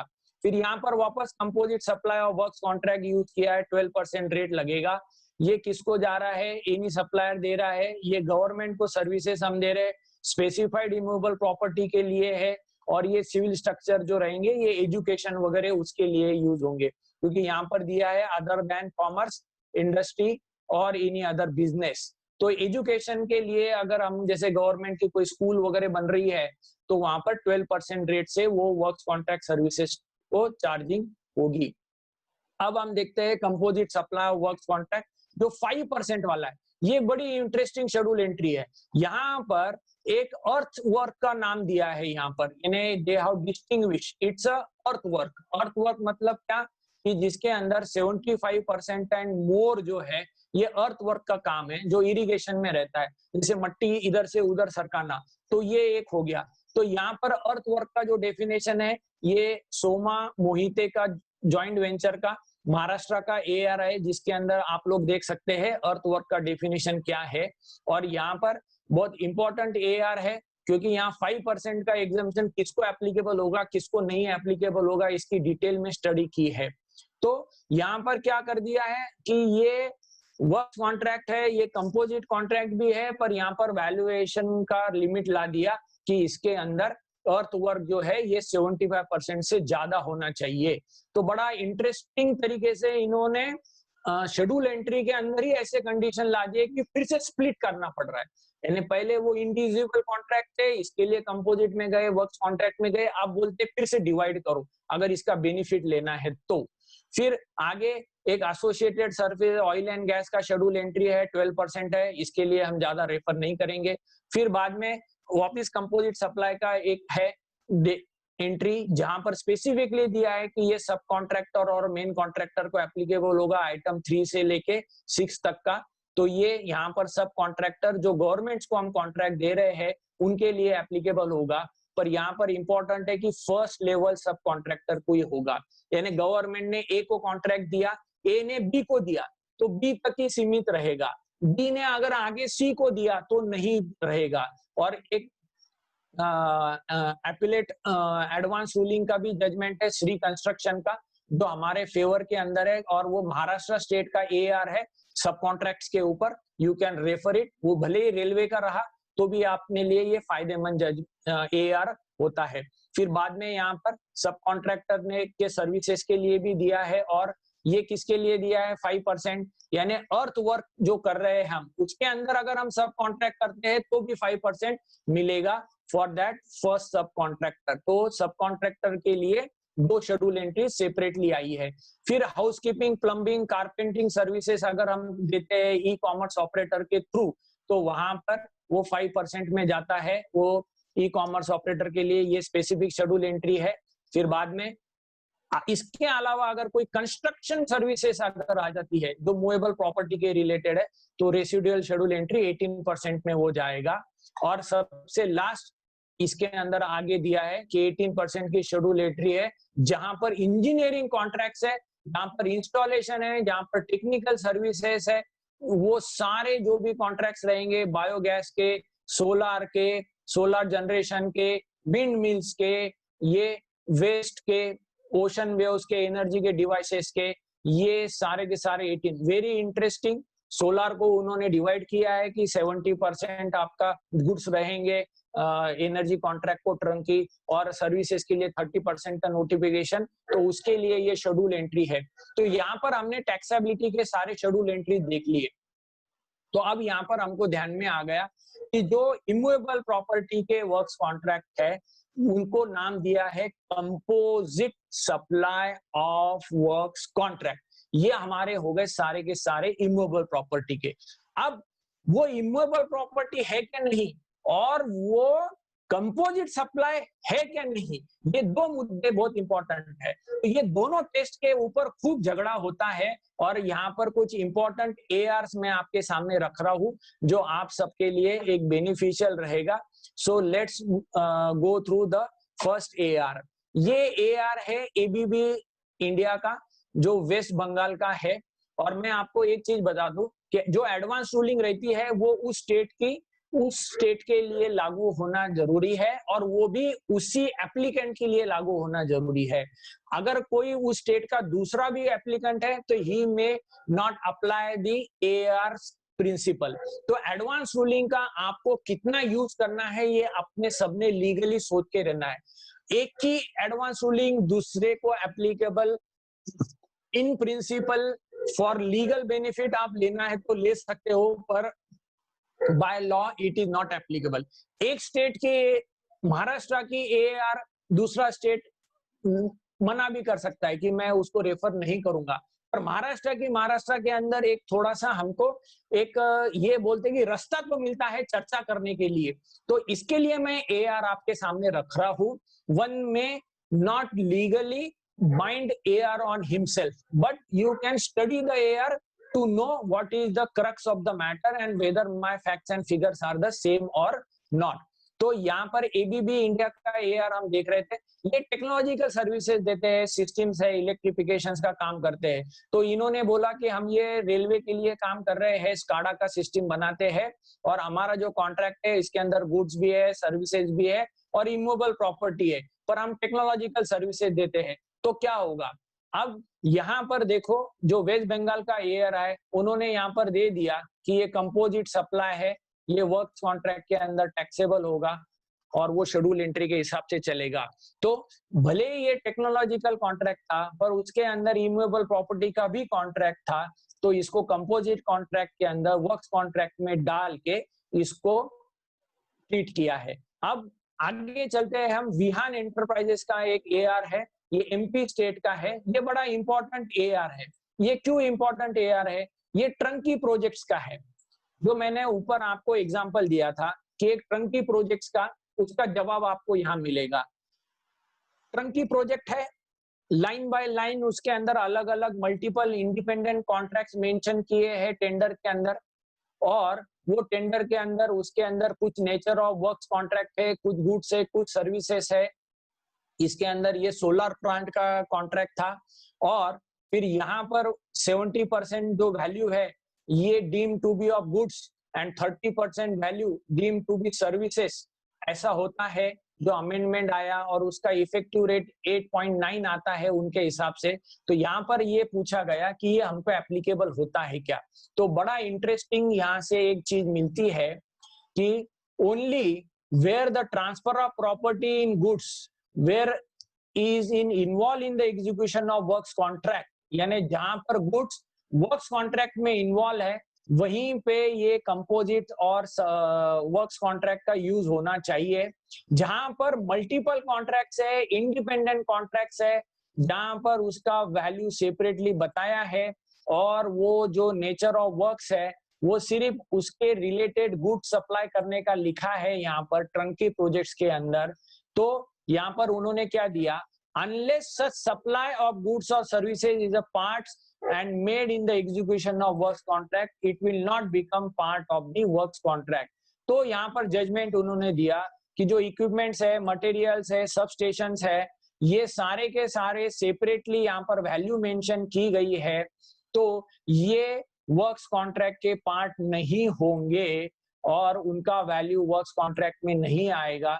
भले ही यहाँ पर सिविल वर्क का एक मेंशन किया है, फिर भी आपको इंडिविजुअल कॉन्ट्रैक्ट वाइज जाना पड़ेगा। अगर गुड्स देना है तो गुड्स का रेट, सर्विसेज है तो सर्विसेज का रेट, और अगर जहां पर वर्क कॉन्ट्रैक्ट है तो बस उतना ही। यानी टर्नकी प्रोजेक्ट्स में अगर डिविजिबल है तो और उसका वैल्यू सेपरेटली है तो वो कंपोजिट कॉन्ट्रैक्ट नहीं, वो इंडिविजुअल कॉन्ट्रैक्ट्स में जाएगा। तो बड़ा ही इंटरेस्टिंग है। हमको ऐसा लगता है कि टर्नकी प्रोजेक्ट सारे के सारे कंपोजिट में जाएंगे, पर वैसा नहीं होगा। आपको टेंडर डॉक्यूमेंट देना है, कॉन्ट्रैक्ट देखना है और फिर डिसीजन लेना है। बाद में हम चलते हैं, एक वर्टेव एनर्जी का है, महाराष्ट्र स्टेट का एआर है, बड़ा ही अच्छा एआर है ये भी। यहाँ पर यूपीएस सप्लाई किया था इन्होंने और ये यूपीएस के लिए प्लेटफॉर्म वगैरह बना के, सिविल स्ट्रक्चर बना के इसको परमानेंट फिक्स कर रहे थे। तो ये यूपीएस इमूवेबल प्रॉपर्टी होगी क्या, ये यहाँ पर एडवांस रूलिंग के अंदर आया। और सबसे मेन पहले कि ये वर्क्स कॉन्ट्रैक्ट भी होगा क्या, ये भी यहाँ पर पूछा गया। यानी what is our question, whether every contract where civil works, यानी जहां पे भी सिविल वर्क्स आ रहा है, सीमेंट, रेती, खड़ी, डबर आ रहा है, वो वर्क्स कॉन्ट्रैक्ट हो जाता है क्या। तो यहाँ पर दिया है उन्होंने कि हर सिविल कॉन्ट्रैक्ट ये वर्क्स कॉन्ट्रैक्ट नहीं होगा, क्योंकि ये जो सिविल फाउंडेशन ये है installation and commissioning of UPS के लिए है, ये ऑपरेशनल के लिए, और ये फैक्ट है कि ये यूपीएस को इमूवेबल प्रॉपर्टी में नहीं ट्रीट होंगे, so it is not a immovable property. तो हमको ये भी देखना जरूरी है कि कहीं पे भी सिविल वर्क आ गया तो मतलब इमूवेबल प्रॉपर्टी हो गई क्या, नहीं, वो मूवेबल प्रॉपर्टी का फाउंडेशन हो रहा है, यूपीएस का फाउंडेशन हो रहा है, तो it is not a works contract, then it become a composite contract. तो वो हिसाब से इसका रेट लगेगा। तो if it is not a works contract then whether it is a composite contract. तो फिर यहाँ पर उन्होंने दिया कि वो कंपोजिट कॉन्ट्रैक्ट होगा क्या, और नीचे उन्होंने प्रॉपर एक्सप्लेनेशन के दिया है। Hence the principle supply is of UPS and it's a composite contract, और पूरे इसके ऊपर 12% लगेगा। मतलब क्या हुआ, मूवेबल प्रॉपर्टी है तो वर्क्स कॉन्ट्रैक्ट, मूवेबल प्रॉपर्टी आ गई तो कंपोजिट कॉन्ट्रैक्ट, तो कंपोजिट कॉन्ट्रैक्ट में प्रिंसिपल सप्लाई इज यूपीएस, तो वो हिसाब से यहाँ पे 18% का रेट आ गया। फिर एक कल्याण टोल का भी, एक एमपी स्टेट का भी यहाँ पर एआर है, इसके लिए एआर दिया। उन्होंने भी टेंडर लिया है, कंसोलिडेटेड कॉन्ट्रैक्ट है जिसके अंदर उनकी वैल्यू लिखी है, ईच आइटम को सेपरेटली लिखा है, वहां पर सिविल वर्क करना है वो भी सेपरेटली लिखा है। तो ये एक उन्होंने कंसोलिडेटेड टेंडर लिया। अब हमने ऊपर एक कॉन्ट्रैक्ट देखा था, ट्रंकी कॉन्ट्रैक्ट, की जहां पर ये जो एआर देखा था कि ये एमपी का ही एआर है, विहान एंटरप्राइजेस का, कि यहाँ पर अगर मल्टीपल है, अलग अलग से लिखा है, तो वो कंपोजिट कॉन्ट्रैक्ट नहीं होंगे। और वही स्टेट का अब ये कल्याण टोल का जब हम देखते हैं तो यहाँ पर ये दिया है कि the tender document in question is not a consolidated contract and each supply under the said contract shall be charged to individual tax wise depending upon the classification, though it was clearly mentioned that there is a immovable property। तो ये एक बहुत important है हमारे लिए कि जहां पर कॉन्ट्रैक्ट अगर टुकड़ों टुकड़ों में आ रहा है, डिविजिबल है, वैल्यू अलग से है, तो कंपोजिट से बाहर निकाला है एआर के अंदर और हर एक को इंडिविजुअल चार्ज किया है। फिर एक विक्रम साराभाई का केरला स्टेट का भी एआर है। यहाँ पर इन्होंने दिया है कि ये जो टनल बन रहा है विंड का टनल, ये वर्क्स कॉन्ट्रैक्ट में आता है क्या। तो ये उसका जो drawing, designing, commissioning wind tunnel है, ये यहाँ पर उन्होंने दिया है कि predominantly use other than for commerce है और इसका 12% में जाएगा और ये वर्क्स कॉन्ट्रैक्ट में आएगा।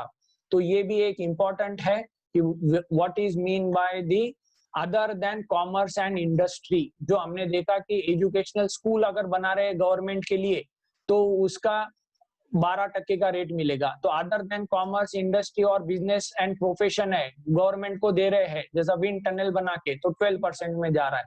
फिर एक यहाँ पर एनआर एनर्जी का भी महाराष्ट्र स्टेट का एआर है। वो बहुत इसका एआर है कि जो रिले एंड प्रोटेक्शन पैनल जो दे रहे हैं साइट के ऊपर हम अलग अलग लगा रहे हैं, तो ये क्या होगा, ये 18% का वर्क्स कॉन्ट्रैक्ट में जाएगा तक क्या जाएगा। तो यहाँ पर एक बहुत इंपॉर्टेंट एआर बनाते वक्त उन्होंने ये किया कि पूरे कॉन्ट्रैक्ट स्प्लिट किया कि कितना वैल्यू ऑफ गुड्स है और कितना वैल्यू ऑफ सप्लाई है। तो 97% was goods and 2.5% was the services, जो कि सिविल सर्विसेज थी। तो यहाँ पर उन्होंने दिया कि ये बहुत निग्लिजिबल सिविल सर्विसेज है, तो ये जो भी है ये सप्लाई ऑफ गुड्स ट्रीट होगा और वो हिसाब से लगेगा। This will not be a composite supply. तो यहाँ ये भी अपने को देखना जरूरी है एक एआर। फिर आईफेल हिल्स का भी एक यहाँ पर महाराष्ट्र स्टेट का एआर है। ये प्लम्बिंग सर्विसेज का हाउसिंग इंफ्रा स्कीम का था, जिसके अंदर ये कंपोजिट सप्लाई माना गया। जो इलेक्ट्रिकल कॉन्ट्रैक्ट है या प्लम्बिंग का भी जो भी कॉन्ट्रैक्ट है, पर ये बिल्डिंग का है, तो ये बिल्डिंग का electrical and plumbing contract is a composite contract. फिर एक योगीराज पावर टेक का महाराष्ट्र स्टेट का ही एआर है, जहां पर ये नागपुर मेट्रो रेल के ईपीसी का कॉन्ट्रैक्ट है, यानी इंजीनियरिंग, प्रोक्योरमेंट एंड कंस्ट्रक्शन। तो इसको ये कॉन्ट्रैक्ट को क्या होगा, तो यहाँ पर इन्होंने दिया it's a works contract, composite contract. तो इमूवेबल प्रॉपर्टी यहाँ पर उसके रिलेटेड काम है, तो इट्स अ कंपोजिट कॉन्ट्रैक्ट। फिर एक ये precision auto and robotics India का महाराष्ट्र का है, बड़ा ही इंपॉर्टेंट एआर है। यहाँ पर कार पार्किंग सिस्टम सप्लाई करी है बिल्डिंग के लिए, यानी जो हम देखते हैं पूना बॉम्बे के अंदर कार के पार्क करने के लिए अंदर मल्टी फ्लोरिड पार्किंग सिस्टम रहती है। तो वो कॉन्ट्रैक्ट क्या होगा, तो यहाँ पर उन्होंने टेस्ट यूज करी है कि what is works contract and what is composite contract.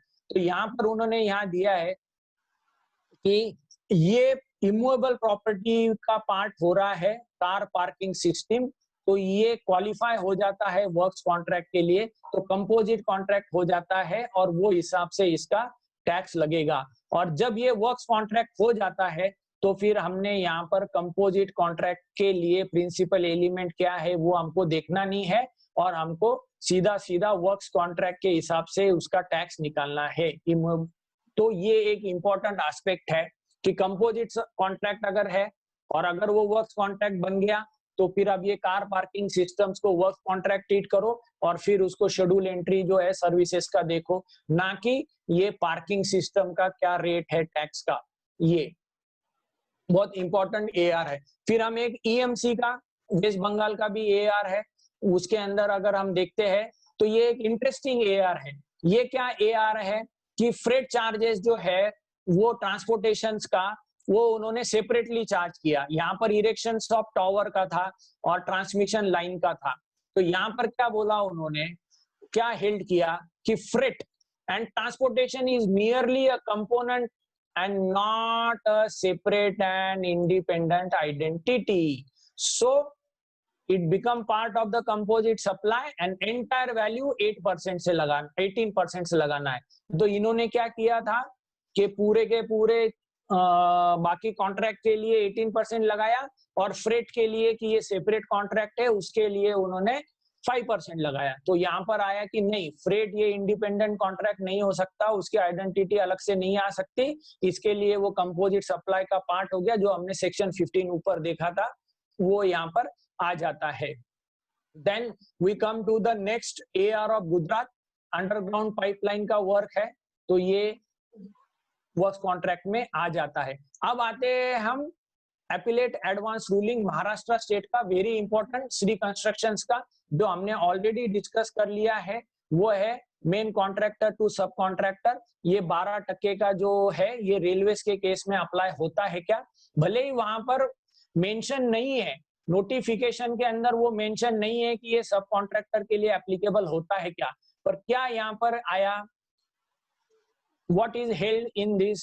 We are of the opinion that there is no need to include such subcontractor in item 5 of the notification, as there is no confusion whether the subcontractor will be eligible to concessional rate, since the activities in serial number 5 of 3 of the notification is a specific service. ये बहुत important है. The service provider and the service recipient are immaterial for determination of beneficiary of concessional rate of GST. That is, if the works contract service provided by the main contractor or subcontractor, यानी चाहे main contractor दो या सब contractor दो, पर अगर वो railways को दे रहे हैं, pertaining to रेलवेज है, तो concessional 12% आएगा, and GST is allowed to the person who carries out the works contract pertaining to railways. तो ये एक बहुत इंपॉर्टेंट है हमारे लिए, क्योंकि ये एक फेवरेबल हो जाता है कि अगर नोटिफिकेशन में वर्क्स कॉन्ट्रैक्ट का नहीं भी है, पर पर्टेनिंग टू रेलवेज यानी टू दी रेलवेज, यहाँ पर टू एंड ऑफ वर्ड यानी शेड्यूल एंट्री के अंदर टू रेलवेज लिखा है, तो रेलवे को अगर हम सर्विस दे रहे हैं, चाहे फिर वो कोई भी दो, मेन कॉन्ट्रैक्टर दो या सब कॉन्ट्रैक्टर दो, वो उसका मिलेगा ही मिलेगा। तो ये एक इंपॉर्टेंट एआर है, सब लोग नोट करें। अब मैं आखिरी में आ रहा हूँ क्लासिफिकेशन के अंदर और एक सबसे बड़ा बवाल लेके आ रहा हूँ, और ये मेरे ख्याल से सब लोगों के लिए बहुत आगे अलार्मिंग होने वाला है। मार्क्यू स्पेसेस प्राइवेट लिमिटेड का एआर। ये एआर है कि the issue here is that the development and sale of plots land by the applicant whether GST chargeable और नॉट। यहाँ पर दिया है कि जो लैंड है वो यहाँ पर schedule entry 5 and schedule 3 of entry 5 के हिसाब say that land is not an taxable, hence it is not treated as a supply in this contention। कि जो ये प्लॉट्स डेवलप कर रहे हैं, जो भी डेवलपमेंट एग्रीमेंट हो रहा है, लैंडलॉर्ड को जो भी हम दे रहे हैं for the sale of land, ये क्या होगा? तो लोअर अथॉरिटी ने यहाँ पर बोल दिया कि ये जीएसटी यहाँ पर लगेगा। तो अब हम इसको जब पूरा स्टडी करते हैं मार्क्यू स्पेसेस का, तो जो हमारे क्लाइंट्स है जो बड़ा बड़ा एक एकड़ 2 एकड़ जगह लेते हैं, फिर उसको प्लॉटिंग में कन्वर्ट करते हैं, वहां पर ड्रेनेज लाइट सिस्टम वगैरह सब लगाते हैं और फिर वो हिसाब से आगे काम करते हैं, तो ये केस के अंदर बड़ा हिट मिलने वाला है। वो टैक्सेबिलिटी के अंदर वो सर्विसेज आएगी, ऐसा वो एआर बोलता है। The real estate transaction involving plotted development, one party owns a land and another party owns a expertise to develop, both parties are having a developing of the revenue contract of the plot, the landowner gives right to the developer to develop and it developer provide the services for the development of land। तो ये जो joint development agreement हुआ है, ये clearly services का agreement है और हम इसमें इंटरफियर नहीं करेंगे लोकल अथॉरिटी के एआर में, और हम ये बोलते हैं कि the transaction shall be out of GST net only if the activity is exclusive dealing with the transfer of title of ownership of land which is a immovable property. But if the transaction of sale of land is coupled with another activity such as the infrastructure works, then it is not excluded, and hence this activity of development of land is a supply in terms of section 7। it's combined of two activities and which is not a supply, यानी composite supply में दो supply होना चाहिए, taxable and non taxable. तो यहाँ पर उन्होंने बोला है कि यहाँ पर ये सप्लाई नहीं है लैंड का, पर ये कंपोजिट सप्लाई में नहीं आ सकती है क्योंकि ये डेवलपमेंट सर्विसेज अलग है, लैंड इज अलग।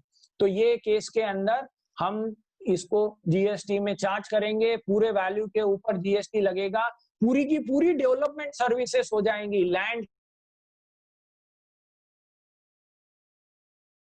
पूरी वैल्यू को डेवलपमेंट सर्विसेज बोल के टैक्स लगेगा।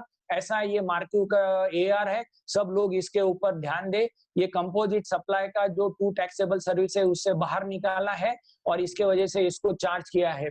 अब इसके ऊपर आगे सुप्रीम कोर्ट, हाई कोर्ट्स के अंदर जाएंगे, बहुत झगड़ा होने वाला है। पर एक नया issue, Pandora of box of issues खोल रहा है हमारे लिए कि लैंड रिलेटेड डेवलपमेंट भी ये चले जाएंगे सर्विसेज के अंदर। और फिर आगे और एक आता है कि मैंने डेवलपमेंट के लिए लिया, मैंने प्लॉटिंग करी और मेरे पास आज गिराइक आया, अब मैं आज उसको एडवांस ले लिया हूं और बाद में मैं ड्रेनेज और वो सब लाइन बिछा रहा हूँ, पोल लगा रहा हूँ, तो वो मैंने उसको भी सप्लाई किया क्या? यानी फ्रॉम लैंडलॉर्ड टू डेवलपर, तो डेवलपर सर्विसेज दे रहा है लैंडलॉर्ड को, और अब developer and landlord to consumer, ऐसा भी होगा क्या? तो ये एक बहुत बड़े एरिया के अंदर हम जा रहे हैं। पर ये एक कंपोजिट और वर्क्स कॉन्ट्रैक्ट के जो भी झगड़ा है उसमें का एक नया पहलू यहाँ से खुल रहा है मार्क्यू से। Now toward the end of classification ये आते हैं वैल्यू के लिए। तो 2 ही ऐसे इंस्टेंसेस है जब वर्क्स कॉन्ट्रैक्ट में वैल्यू के स्पेशल ध्यान देना है, बाकी वैल्यू ऑफ सप्लाई के सारे रूल्स और सेक्शंस अप्लाई होंगे। एक डेवलपमेंट्स ऑफ फ्लैट्स है, यहाँ पर दिया है कि 1/3 वैल्यू ऑफ लैंड डिडक्ट होगा। फिर बाद में सोलार के अंदर दिया है कि 70% जो है ये आपके सप्लाईज ऑफ गुड्स होंगे और 30% जो है ये सर्विसेज होंगी। तो वैल्यूएशन के अंदर बाकी रूल्स वैसे ही है, सिर्फ ये 2 केसेस में आपको वैल्यूएशन ध्यान में रखना है। तो यहाँ पर अपना क्लासिफिकेशन और टैक्सेशन खत्म हुआ। अब एक 10-15 मिनट के अंदर इनपुट टैक्स ये ले लेते हैं, बड़ा ही इंपॉर्टेंट है ये वर्क्स कॉन्ट्रैक्ट के related. So let's go by this input tax credit. मेरी आवाज वगैरह आ रही है ना सबको? Yes sir, yes sir. Hello? You are properly audible sir. No issue. I am audible? Yes sir, yes, you are audible sir. Okay. Yes sir, yes sir. जागते Yes sir. रहो जागते रहो। Yes sir, yes ये sir. बोलना बहुत जरूरी है, यहाँ से समझ में नहीं आता है। तो now we are on the second part, that is of the input tax service. अब ये इनपुट टैक्स का क्रेडिट का है। अब ये इनपुट टैक्स क्रेडिट में एक सप्लायर पर्सपेक्टिव क्या है और एक रेसिपिएंट पर्सपेक्टिव क्या है वर्क्स कॉन्ट्रैक्ट के, ये एंगल से हम स्टडी करते हैं। तो थोड़ा गौर से देखो सब लोग ये टेबल के पास में। अब ये पहला ट्रांजैक्शन देखो, यहाँ पर है सप्लायर पर्सपेक्टिव, यानी सप्लायर क्या दे रहा है? इमूवेबल प्रॉपर्टी का काम कर रहा है। ये टैक्सेबल है क्या उसके लिए, सप्लायर के लिए? हाँ, ये वर्क्स कॉन्ट्रैक्ट में टैक्सेबल है। उसको आईटीसी मिलेगा क्या? उसको जरूर मिलेगा अगर वो टैक्सेबल में है, और अगर एग्जाम सर्विसेज है तो नहीं मिलेगा। तो यहाँ पर मेरे ख्याल से कोई प्रॉब्लम नहीं। पर सेम सर्विस रेसिपिएंट के पास में आ जाती है, और रेसिपिएंट इसको अगर इमूवेबल प्रॉपर्टी ट्रीट करता है, वो अगर अपने बुक्स में कैपिटलाइज करता है बिल्डिंग में, तो रेसिपिएंट को आईटीसी नहीं मिलेगा। मतलब क्या हुआ कि मैं किसी के लिए फैक्ट्री बनाने का काम कर रहा हूं, तो मेरे लिए तो ये इमूवेबल प्रॉपर्टी है, ओके। मेरे लिए वर्क्स कॉन्ट्रैक्ट है सप्लायर के लिए, ओके। मुझे आईटीसी मिलेगा क्या? यस।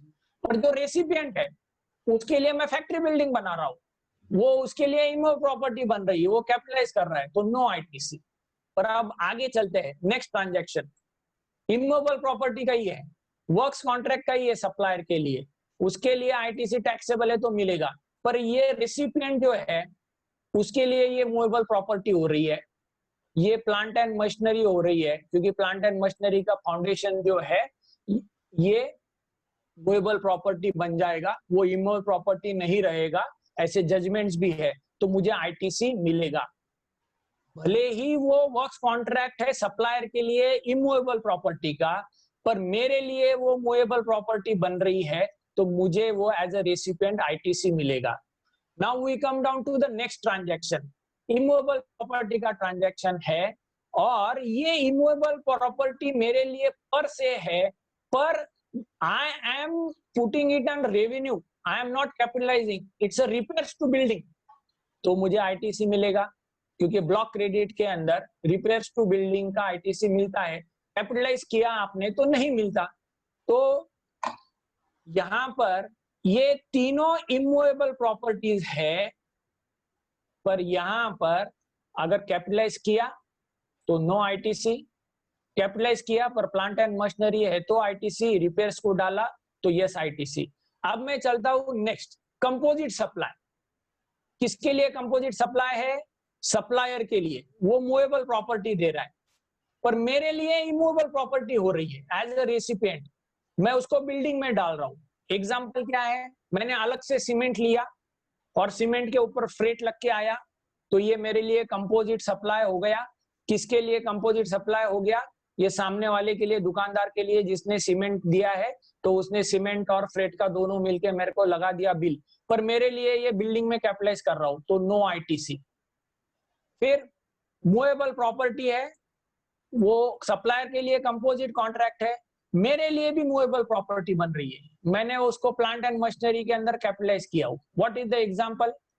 कि मेरी जो मशीन आ रही है उसका मैंने इंस्टॉलेशन चार्जेस के साथ में लिया, फ्रेट के साथ लिया, तो मैंने मशीन के अंदर एक साथ कैपिटलाइज किया, तो मेरे को उसका आईटीसी मिलेगा।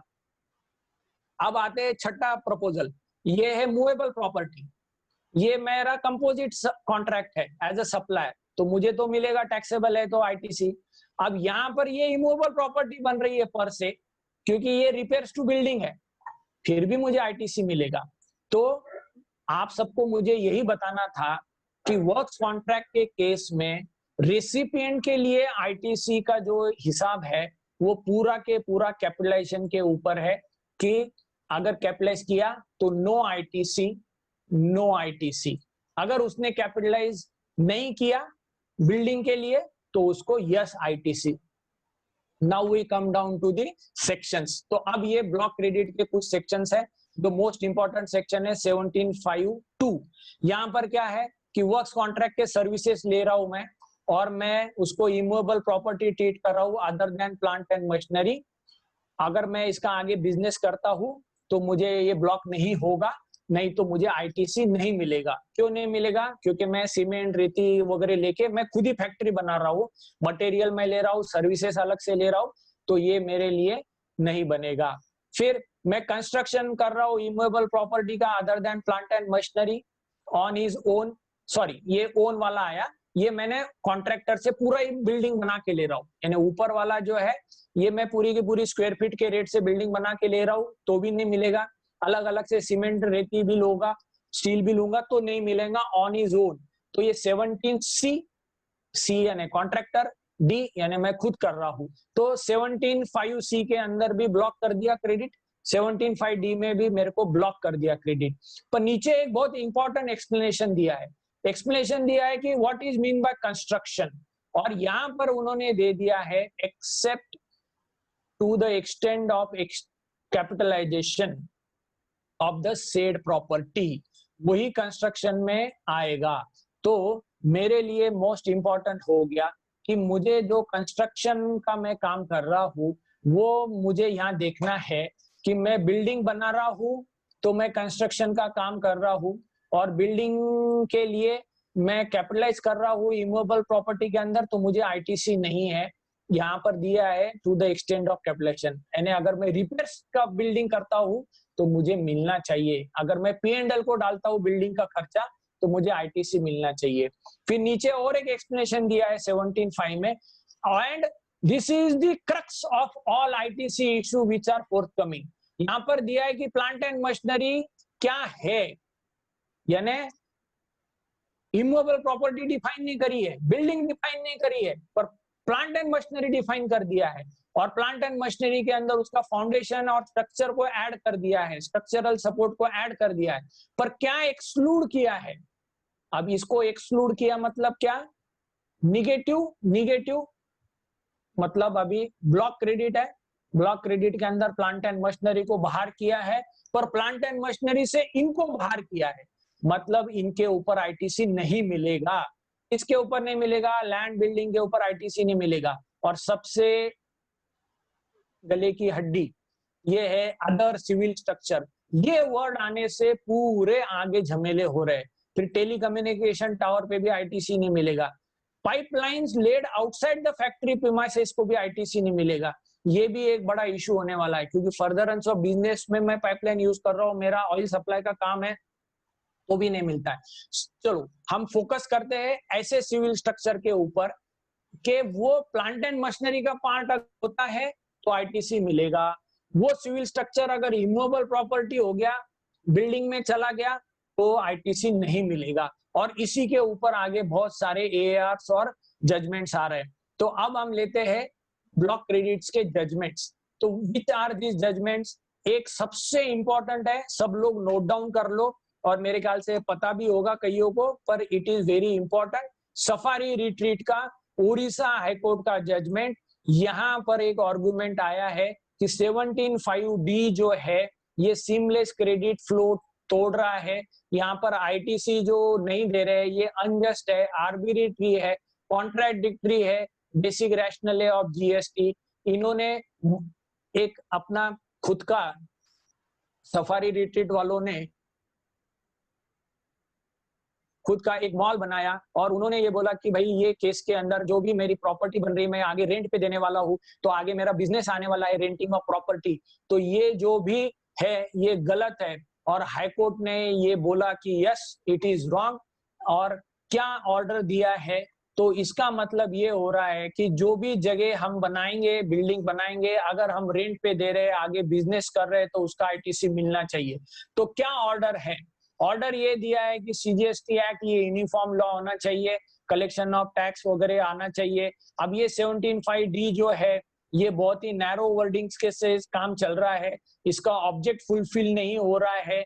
और उन्होंने ये बोला कि मैं रेंटल इनकम जनरेट कर रहा हूँ, उसके लिए ये यूज कर रहा हूँ, तो जो भी आईटीसी है वो मुझे सर्विसेज जो है वो कंज्यूम हो रही है। और हाईकोर्ट ने ये व्यू दिया कि आईटीसी आपको मिलेगा construction of the immovable property meant for letting for commercial purposes in the course of businesses। यानी जो भी दुकान, जो भी फैक्ट्री, जो भी गोडाउन, वेयर हाउसेस आगे हम भाड़े से देंगे, भले ही हमारे बुक्स में इमूवेबल प्रॉपर्टी है, तो उसका आईटीसी मिलेगा। तो ये सफारी रिट्रीट का जजमेंट है उड़ीसा हाईकोर्ट का। बट आगे जब हम चलते हैं तो ये सुप्रीम कोर्ट के पास में पेंडिंग है जजमेंट, अब आगे चला गया है। तो आज आप सबके सामने मुझे एक बात रखनी है कि व्हाट आई शुड डू। अब 17-18 साल चला गया, 18-19 भी चला गया, 19-20 भी चला गया है, और आज हम 20-21 में है। अगर हमारे पास कोई क्लाइंट है जिसका रेंटिंग बिजनेस का काम होने वाला है, वो प्रॉपर्टी आगे और वो परचेस कर रहा है, तो क्या करे? तो यहाँ पर एक टैक्स प्लानिंग का सुझाव है। वो क्या सुझाव है कि चाहे सुप्रीम कोर्ट की कोई भी डिसीजन आगे आओ, फेवरेबल आई तो हमको आईटीसी यूटिलाइज करने मिल जाएगा। तो आज आप आईटीसी ले लो, पर उसका यूटिलाइज मत करो। यानी बुक्स में क्रेडिट ले लो, 3B में ले लो, इलेक्ट्रॉनिक क्रेडिट लेजर में आ जाएगा, उसको कैरी फॉरवर्ड करते चलो, डोंट यूटिलाइज इट। फिर उससे क्या होगा? अगर वो फेवरेबल आया जजमेंट 6 महीने के बाद, साल भर बाद, तो आपको आईटीसी मिल जाएगा। अगर फेवरेबल नहीं आता है तो रिवर्स कर दो, रिवर्स कर देंगे, आपने यूटिलाइज नहीं किया है, no interest no loss planning. तो ये एक आप सब लोग ध्यान में रखो। अगर हमने क्रेडिट नहीं लिया होगा तो आगे फेवरेबल जजमेंट आने पे हमको क्लेम करने को भी दिक्कत होने वाली है। तो अगर आपके पास में चांस है, 1920 भी खुला है, तो आईटीसी ले सकते हो। रिटर्न जाना बाकी होगा तो बिल्कुल लेके रख लो, यूटिलाइज मत करो। फिर एक आगे महाराष्ट्र हाईकोर्ट का हिंगन घाट का जजमेंट है, टेक्सटाइल पार्क का जजमेंट नहीं है, पर ये केस है जो पेंडिंग है और बहुत इंपॉर्टेंट केस टू वॉच है। यहाँ पर भी कंस्ट्रक्शन ऑफ मॉल हो रहा है लेटिंग के लिए, और उन्होंने भी चैलेंज किया है 17(5)C(D) को, और वो ग्राउंड है डबल टैक्सेशन का। और यहाँ पर कॉन्स्टिट्यूशनल वैलिडिटी ही चैलेंज कर दी है 17(5)C एंड D की। और उन्होंने ये बोला है कि ये हमको मिलना चाहिए क्रेडिट, क्योंकि हम आगे इसको यूज करने वाले इन द बिजनेस। तो ये भी जजमेंट पेंडिंग है, अटॉर्नी जनरल ऑफ इंडिया को नोटिस इशू की है। सेम लाइन पे एक गुजरात हाई कोर्ट का आरआर केबल का भी एक जजमेंट वॉच करना चाहिए। यहाँ पर भी कॉन्स्टिट्यूशनल वैलिडिटी 17(5)C और 17(5)D का आया है, नोटिस इशू हुई है। तो safari retreat, Hinganghat, integrated park Maharashtra and RR Kabel Gujarat. तो सफारी रिट्रीट हो गया उड़ीसा का, अपना महाराष्ट्र स्टेट का हो गया हिंगनघाट इंटीग्रेटेड टेक्सटाइल पार्क और आरआर केबल गुजरात। ये तीनों जजमेंट सबने वॉच करने हैं। अगर यहाँ पर कोई भी फेवरेबल जजमेंट आता है तो हमारे को बहुत काम आएगा। अब आगे चलते हैं हम एआर जो ब्लॉक क्रेडिट के रिलेटेड है। इसमें क्या है, एक सत्तेश का प्राइवेट लिमिटेड का गुजरात का एआर है। यहाँ पर बंड्स यूज किए थे फैक्ट्री के लिए, जहां पर मैन्युफैक्चरिंग ऑफ सॉल्ट्स के लिए यूज करते हैं। तो ये एनी सिविल स्ट्रक्चर्स के अंदर जाते हैं। तो ये एनी सिविल स्ट्रक्चर हमारी प्लांट एंड मशीनरी है, तो हमारे को आईटीसी मिलना चाहिए, ऐसा कंटेंशन था। पर यहाँ पर उन्होंने ये बोला कि in the present case any civil structure which is discussed in the explanation of 17(5)(c) and D, the definition of plant and machinery is given. Even otherwise, the specific words land and building are preceding to the general words. Any civil structure does not constitute a genus. मतलब यहाँ पर क्या दिया कि वो plant and machinery नहीं होगा और आपको आईटीसी नहीं मिलेगा। अब यहाँ पर थोड़ा सब लोग ध्यान से सोचे कि what is the mindset of authorities. ITC अगर आपको देना है तो वो ये बोलेंगे कि ये सिविल स्ट्रक्चर है और ये इमूवेबल प्रॉपर्टी है, आपको हम आईटीसी नहीं देते।